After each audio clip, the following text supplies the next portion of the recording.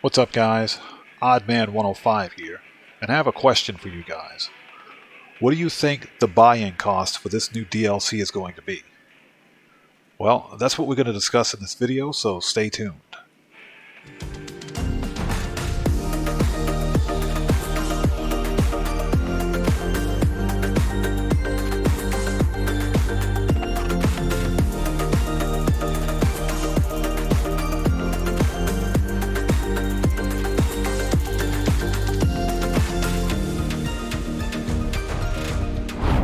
Alright guys, welcome back to the channel.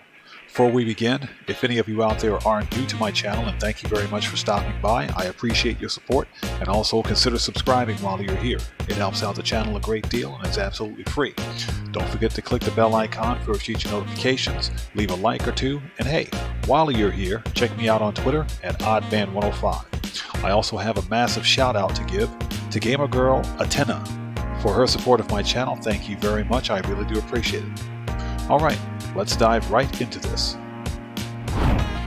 Okay, so we're going to be examining both ends of the spectrum with respect to buy-in to this new DLC. So basically that means we're going to be seeing exactly the bare minimum cost needed to, let's say for example, buy a property, maybe get a car, a weapon or two, and to be able to play this DLC to its fullest without blowing the budget and spending the least amount of money possible.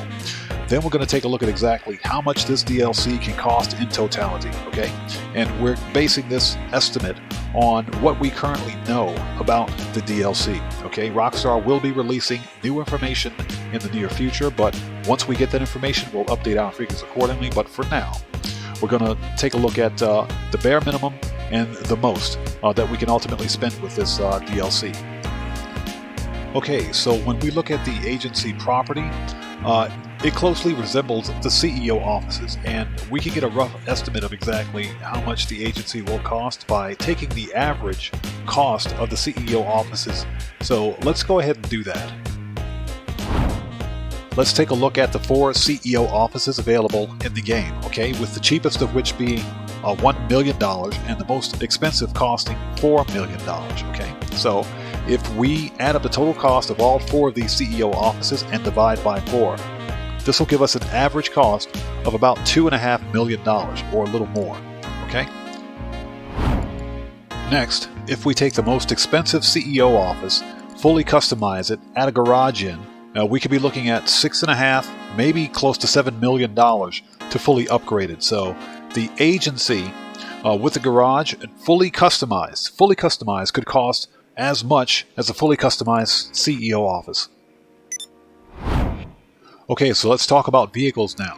We know that there will be at least 6 new vehicles added with this DLC, with the potential for an additional 10 vehicles added through drip-fed content later on. Now, the first vehicle, as we can see here, is this Porsche-type SUV that Dr. Dre is standing in front of. The second vehicle is a luxury SUV named the Enos Jubilee, and apparently there may be 2 variants of this. This is a weaponized armored variant, but the other variant may be a plain variant, so that's something to keep a lookout for. The third vehicle that we know about is the Citation Champion, which is also an armored vehicle based on the pictures here.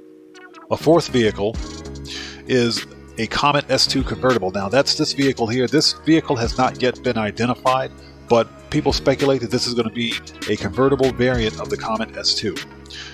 And of course, 2 new supercars that are being added, which are unidentified at this time. Now, for the 2 luxury SUVs, the closest comparable vehicle that's currently in game is the Rebella GTS. Now, this vehicle retails for just under $1.2 million, and I'm going to estimate that these 2 SUVs, the Porsche type SUV and the Enos Jubilee, are both going to run roughly $1.2 to $1.3 million. Next up is the Citation Champion, and the closest vehicle that I could find online is the other Citation vehicle that's in the same price range, and that would be the Citation Wagner. Okay, the Wagner runs for about $1.5 million, so I estimate this new DLC car to cost roughly $1.5 million based on the existing vehicle. Next up, we have this unidentified convertible, which some people believe to be a convertible variant of the Comet S2 pictured here. Now, the Comet S2 retails at a buy it now price of $1.8 million, so because this is a convertible, we can assume that the going price for this car is going to be about $1.9, maybe even $2 million. And last but not least, we have these two supercars / hypercars, one of which is based on a Koenigsegg, and the other one based on a Lamborghini variant of some sort, respectively.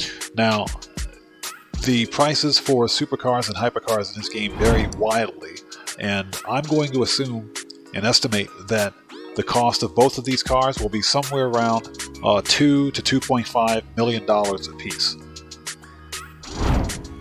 One more thing to remember with regard to customizing vehicles, especially high-end vehicles, it can cost as much as $400,000 to $500,000 to fully customize a high-end vehicle. So if we take the total cost of customizing, just customizations on the 6 high-end vehicles that we know about at this time, we could be looking at an additional $3 million, okay, to the cost of buying into this DLC.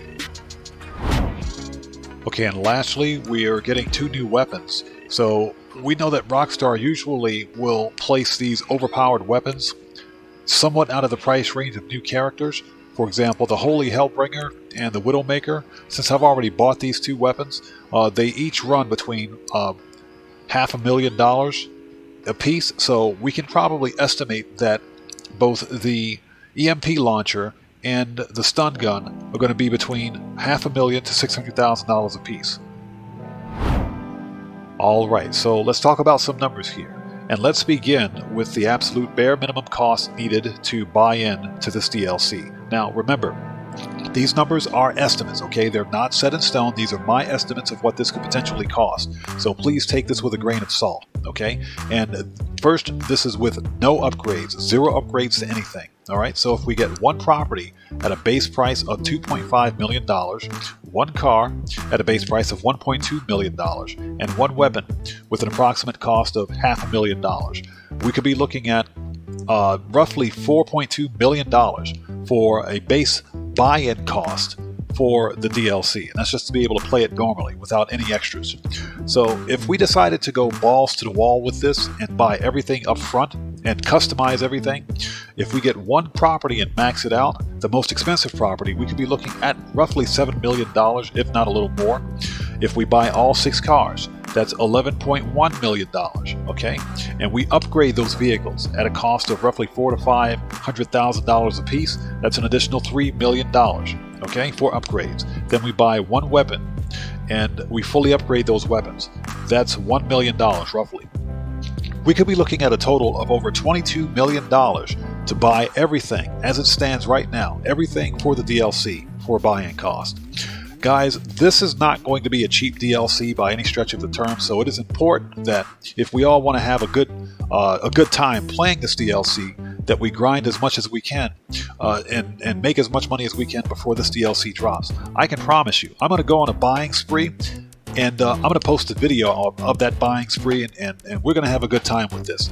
I am super stoked about this DLC, and I am thankful that Rockstar is pushing this thing out. I think they're going to hit a home run with this one. Let's hope Take-Two doesn't screw it up. And with that being said, we're all done here. I've been OddMan105, aka The Odd One. And if you guys found this video informative, then you know what to do. Show some love by smashing that subscriber button, hit that bell icon, leave a like or two, and hey, don't forget to check me out on Twitter at OddMan105. And I will see you guys when I see you guys in the next video. Please stay safe, keep bringing that smoke, and take care out there.